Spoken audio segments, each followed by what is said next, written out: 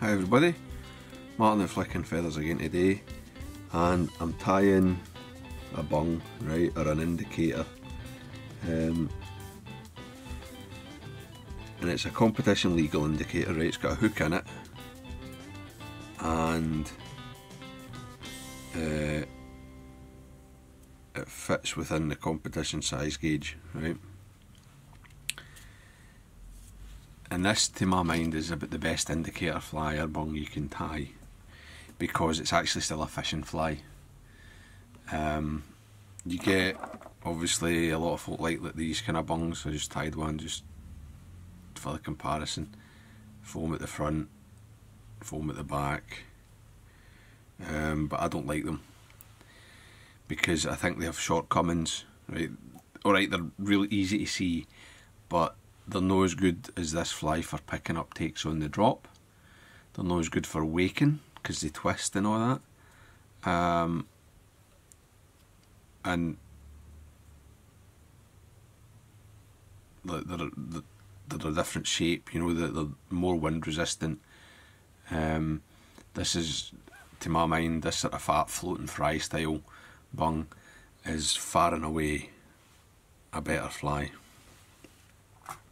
Now, as I tie it, I mean the tying's very simple, but I'll talk about some of my thoughts behind this and why I think it's better. I know some folk aren't keen in the bung, but this might give you some insight. I mean, it can be quite a skillful way of fishing, right? It can be a skillful way of fishing, but it depends on how the person uses it, right? It does get a bit of a bad rap because basically the way a lot of people fish them on small still waters, they just stick on a horrible attractor part and then just cast it out, and there's like zero thought goes into it. It's just this mechanical way of fishing. But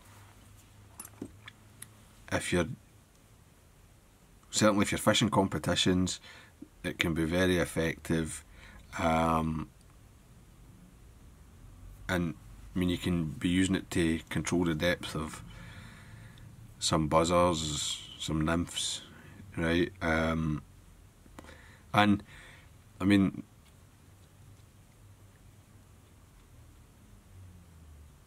it's just a depth control device, right? You can do it with a dry fly as well, but like, I can't hang 3 buzzers below an average dry fly. I can hang 3 buzzers below this.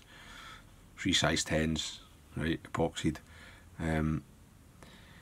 But the way that I tie this, I always use a contrasting thread colour, right? I think I had an orange one in the vise to start with, I don't remember. Orange with black thread. I'm now onto my black ones, and it's black with a bright green or a bright orange thread or something. I don't really care what the contrasting colour is, as long as it's contrasting. So like, black's obviously the most contrasty with the bright colour, whether it's orange or yellow, but this could be green, yellow. I mean, you could even use like a fluorescent white or an orange, doesn't matter. But the reason for it is when you fish this fly, or you fish this indicator, say you've got 3 buzzers on, right? You've got 3 buzzers below it, spaced 5 feet apart, right? And you cast it, give the flies a pull. This will turn towards you when you pull it to straighten everything out, and then you'll see the green, or you'll see the contrasting colour, the spot. As your flies settle, this bung sort of cocks up like that. And that will always take the same amount of time, right? So you count it the first time it happens,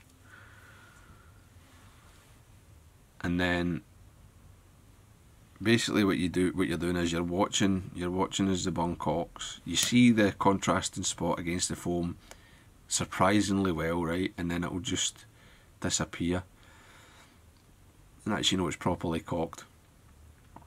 If at any time during that cocking process, it's not, it doesn't just, it takes a few seconds, gradual. If at any time that stops or pauses or whatever, that there's a good chance that that's a take on the drop, that's a fish is eating your flies as they're falling, right?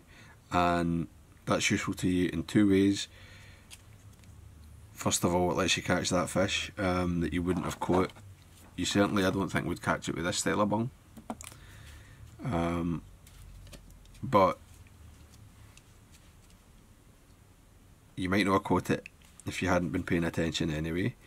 And the other thing is, it lets you know that maybe you need to move your flies shallower, right? If it happens more than once, right? Say you're already, the takes you're getting are on the top dropper, and then you're getting takes on the drop. Well, you can shorten up your leader, move shallower, maybe bring your top fly 3 feet below the surface, and then the next one 6 feet, something like that. Anyway, so I've got this block of foam. It's about 7 or 8 mil square, and this means it's slightly too wide to be Phipps Moosh compliant, right? Phipps Moosh, it's got to fit within a 5 mil spacer, so you just need to make a smaller foam block if you're fishing Phipps Moosh rules. This will be like compliant with the Home Internationals, the Lochstyle Internationals rules. So I'm going to put a small groove in the centre, right in the middle, and I'm only going to go a couple of mil deep, right? 2.5, 3 mil deep, plenty. Now with my thread at the back, I'm going to get a wee twist, and I'll push the foam on so that it's sitting back behind the eye, and then get this thread on, take a loose wrap, just gradually get tighter, be careful you don't cut it, just gradually tighten up, lift that, take a couple of wraps on the shank to lock it,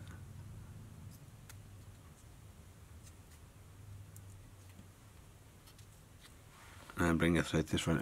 I like to always just give it a second check that the back of the foam is behind the eye before I get the glue involved.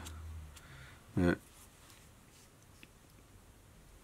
to stop this so it doesn't twist or spin, get a bit of super glue, and then just push it down, right, and pinch it, and that'll kind of bond that to that thread. Right, now it's just the same again, right? Take a loose wrap and gradually tighten in into the groove to get that tied in. Now, and that's not going to twist or spin, that's fairly secure. And you could stop here, right, and you'd have a serviceable bung. But as I say, you want that contrasting spot to help you pick up the takes on the drop. So I'm just going to take off some of this foam, just the worst of it, just to make that a bit more compressible. And get a bit of wax on my thread, and I'm going to wax a good length. It's a good 35-40 centimetres, 14 inches, something like that.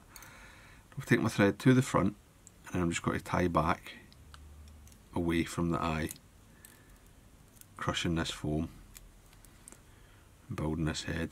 And the wax is good because it stops everything slipping, and you just build up your head, and I just keep coming back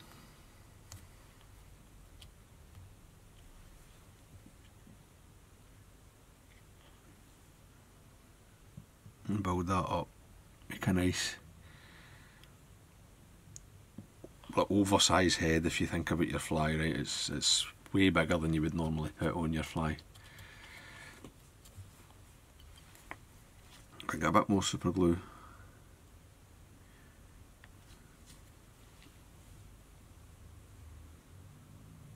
Just come in, get that locked in.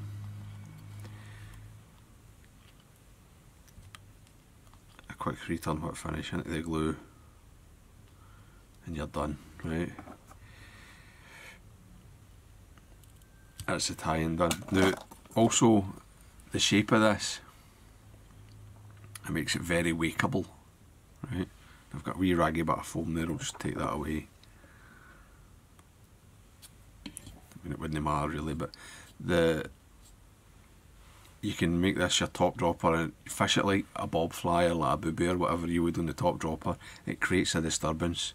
Then you stop and let the flies settle again and cock up, or the bung cock up, and you'll catch a lot of fish doing it that way as well, right? It works as an attractor. It doesn't spin, it doesn't twist when you cast or retrieve, it doesn't curl up your leader that bad. It's much better, again, than this style for that type of thing. So I'm going to make it competition legal and actually a bit better for casting and fishing. I'll trim it back a bit, right? So the foam blocks that I buy are 25mm thick, right, these. So basically that's too long for any of the competition, the home internationals. So I take about 3mm, a third of an inch off, so it's well inside the gauge, and then I just put my scissors in the wee groove that I slit to take the foam, to take the hook, split it, and that gives you that wee V shape, nice and evenly.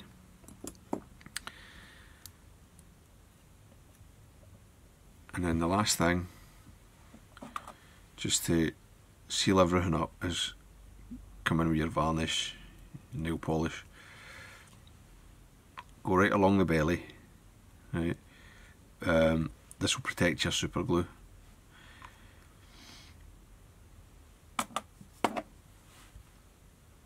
Right, super glue can be affected by the moisture, the water really, but the varnish just seals it and protects it. Right, I wouldn't say use UV resin, because the UV resin, like, it ends up just coming off basically. The varnish will grip the varnish will kind of adhere to the foam. Just check that eye's clear. You've got to be able to tie it on, and that's it. That is a nice competition legal bung or indicator. Whether you like them or no, it's a method that seems to be here to stay. It's a very effective and very efficient way of catching fish if you use it properly and skillfully, so I would encourage you to try it out. So I hope that was useful. I hope you enjoyed it. If you did, please remember to give me a thumbs up below and subscribe to the channel. Tight lines, guys. Bye.